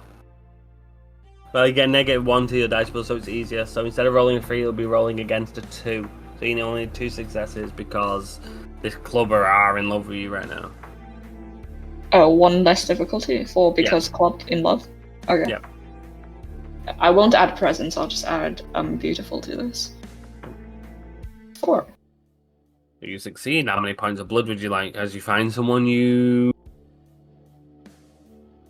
knows you, they're sort of fangirling about you, and you're like, oh, do you want to come back to this corner? I'll take 2 points of blood from them. Yeah. You find someone, you take them into a corner of the club, get them on a chair, and you sink your teeth into the neck. Get a bunch of points, and just before you done, you start let the cut clean.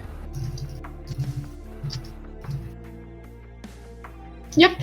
And then, like, she'll also make sure the fan is, like, well taken care of, that they're not dead or anything. No. Like, that they have a good support system nearby, maybe. You make sure they have a sandwich. Yeah, sandwich, some water, like... Done. Mhm. Yeah. Okay. You, after doing that, you sort of will, I'm assuming, put your feelers out to talk to Malcolm. Yeah, I'll do what Theo suggested. Find a phone. Just call a number. She doesn't know how the police works. She's gonna call a police station number. Not the emergency line.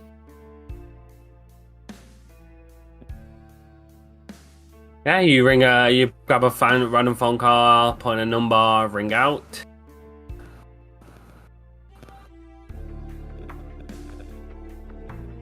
Yeah. And 911, how can I help? No, not the emergency number. Yeah, no, I'm not ringing the 911 emergency. Did it say 911 for? Oh, okay. Yeah, it's not like in the UK where it's like somewhere else. I'm like, oh, this is it. So Hi it's there. 911 in non-emergency hotline. Oh, okay. That's what I should have added to it. They immediately didn't just flip the table and panic. Like, she's dumb, but not that dumb. She'll say, "Hi, I was FBI? wondering- This is the FBI. I was wondering if I could speak to Detective Malcolm."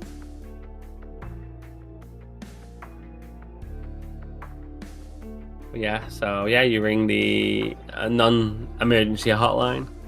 Yeah, she'll say, "Could I speak to Detective Malcolm? If this is the correct station, of course." May I ask what this concerns? So I can let him know. It's about,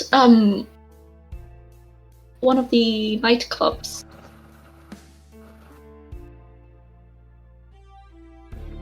Okay. Narcotics, got it. Yes, I'll put you through. After a few moments are gone. No, that's fine. If she just gets cut off there, it's also perfect. Yeah, no, she just cuts you off there and then. You wait a few minutes with just the average elevator music playing over the phone. As Malcolm picks up, he's like, Malcolm reads. How can I help? Hi, Detective. I was just performing at one of your nightclubs, and I think you've also seen me before. I was also at the new asylum, you know? I was wondering if I could speak to you in person. Which nightclub? You sort of hear a booklet open. I'll give the current name of the nightclub, since I don't think we ever established No, I that. didn't establish it. I will announce it eventually. As he writes it, I do have a list of nightclubs. I just Yeah, you can't remember do. where I put it. Me too. As he writes, urgent. No, but it's the same kind of business as with, I think you've met Alistair? Oh. Be there in 20. Okay. This is a false call. As he hangs up and puts the phone down.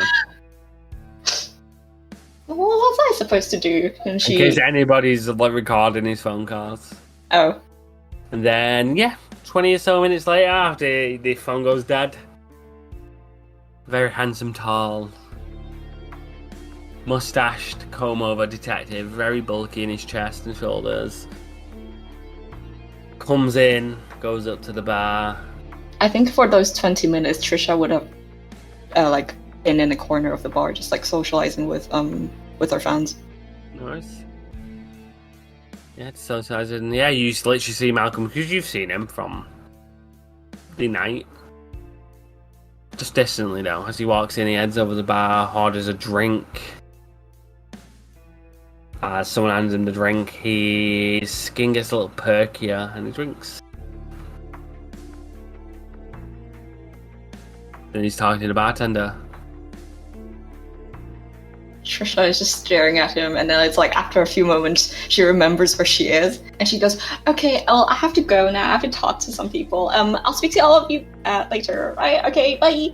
And just goes up to Malcolm, sits next to him. Drinks his drink. Just looks around. Looks to you. Looks to the person next to him. Goes back to drinking.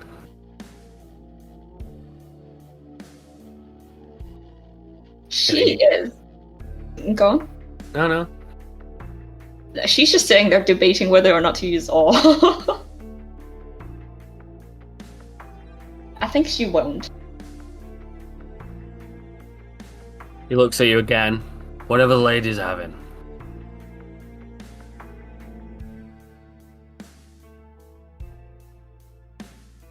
I don't think I'll be having anything tonight, Mr. Malcolm.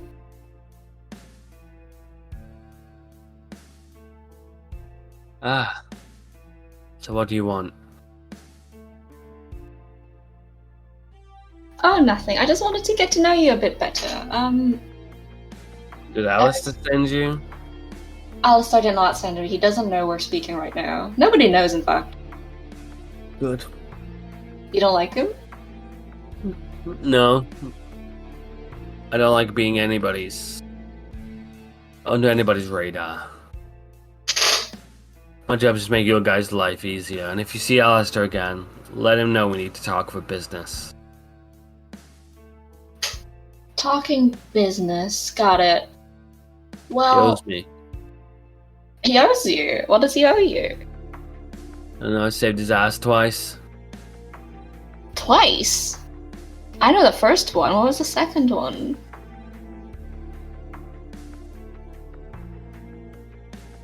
It's up to me and Alistair to discuss that, don't you think? Oh, I was just hoping you would tell me a little bit, since, like... I don't know who you are. I knew you were there that night, but I don't know what your relationship with Alistair is. You're just throwing his name around like you own it. And here you are. You're believing it. Well, this is my domain. I came because you dropped the name of what we are.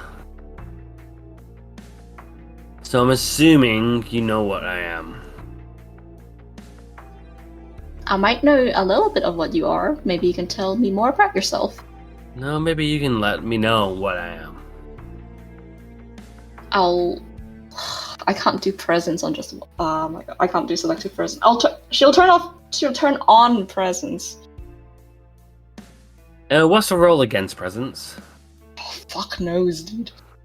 Depends if the guy has sense the unseen, then it's wits sense the unseen, I think. I'm also sure if he's a lower generation than you can just spend a willpower, correct? That's dominate. Is that dominate? Yeah. Whenever there's something supernatural hiding in plain sight, ST can make a roll of wits aspects. Or sense the unseen. I'll do me a wits aspects right now. Let me... Right, presence... Yeah, sense the unseen can... Sense the unseen can see it. And if the person is looking for it specifically. So he has to roll a wits aspects? Yeah. Against a difficulty that you choose. Okay, one sec. Oh, so you've got to roll a wits aspects against the difficulty I choose. No, yeah. Malcolm rolls the wits aspects to detect Okay. presence. I got you. I get Yeah, what you yeah. mean. God, BTM's a weird system. It's one of the bad ones I've used. It is right. Okay. One sec, I was about to roll it. If it fucking... I hate this It's okay. character sheet. I hear people like going like in and out of the rooms, and I'm always so shocked to remember that other people live here. Like, what? Other people exist? Exactly. Never. That's impossible. Other people live in a dorm for students? No fucking way. So it's wits aspects. Yes. I'll now play the automaton to entertain the audience. Woo! That's a lie. I'm not going to. Do it, Zoe. No. What's something I can play? That's against a 2 difficulty.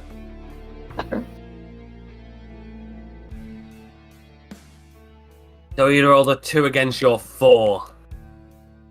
My 4? Well, I didn't roll anything. Oh, I thought you did. Oh, do I need to roll? Again, yeah, I was gonna get difficulty, but I just said the difficulty's 3 and he rolled a 3, so he succeeds, so... Okay. Yeah, he succeeds against your roll. Sure. If people exceed, I'm pretty sure they know.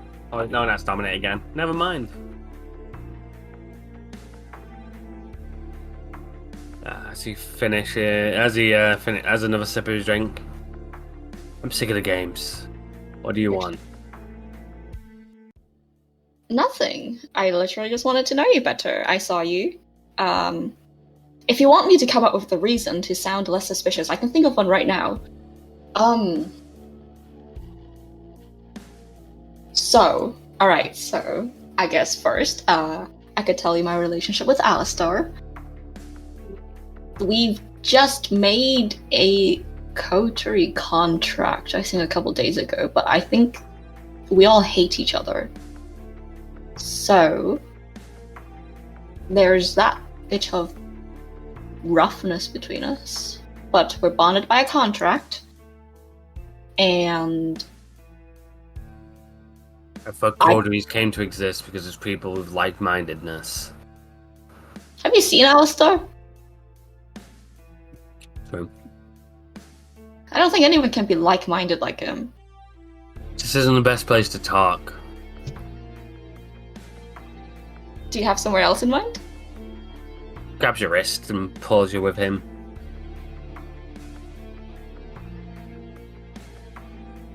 And he pulls you out to his police crew. Well, he's off his undercover, like, unmarked car. Leads you around to the passenger seat and gets you to get into it. As he gets into the driver's seat and he starts the engine and starts driving. This should be fine. Cool. This is a nice car you have. Thanks. So... yeah. You're friends with Alistair, and that's all I know. Correct. Okay. Why did you need me? I only came because you dropped the fact that I met you at a nightclub that was attacked by them. Is it really so hard to believe? I just want to know you better. It's hard for our kind to reach out to each other. We're not really friendly. Unless you want something from me. I suppose there could be side perks to knowing you, but... Ah, that's what it is. But I have to tell you, it's... the side perks don't even come into play right now, so... He looks at you weird. What do you mean? You wanna fuck? No! She says, after a little bit of delay and with too much force.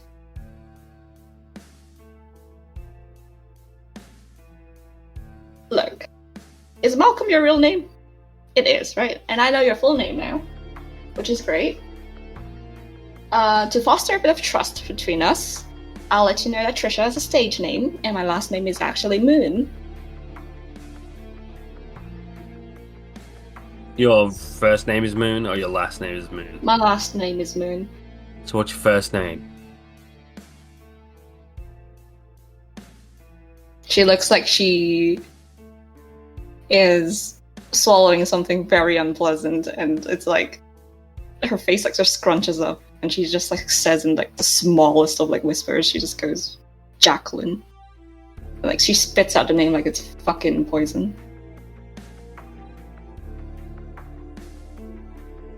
And that wasn't too hard, was it? So gives you a grin as you spit out Jacqueline. For you? No, it wasn't. Still difficult though. See, you just wanted to talk to me for introductions. I get I'm useful for a kindred to know. I'm a detective. I'm a kindred who pretends to be a detective. Sorry, I just read the chat.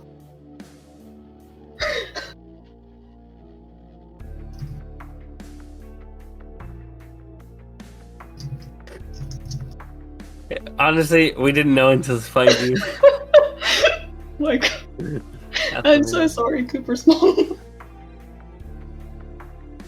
I'll change it now. Too late, canon. Canon. It is canon. But yeah, no, Trisha will say, it's not that I want to know you because of what you bring to the table, it's... You're very pretty and I like pretty things. Fucking Toreador. Correct. What's your clan? Why does that matter?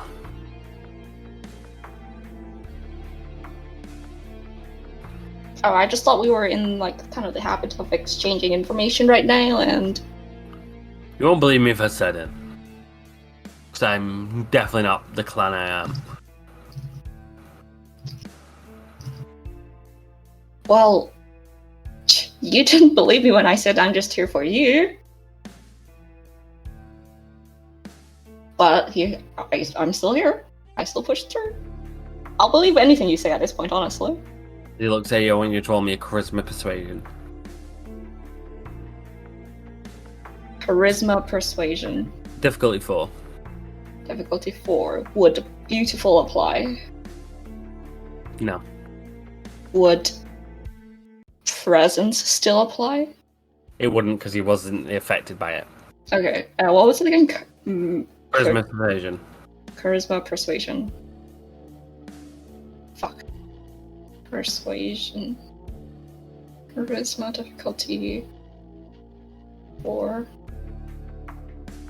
4. 4. And with that, we'll end the session there, guys.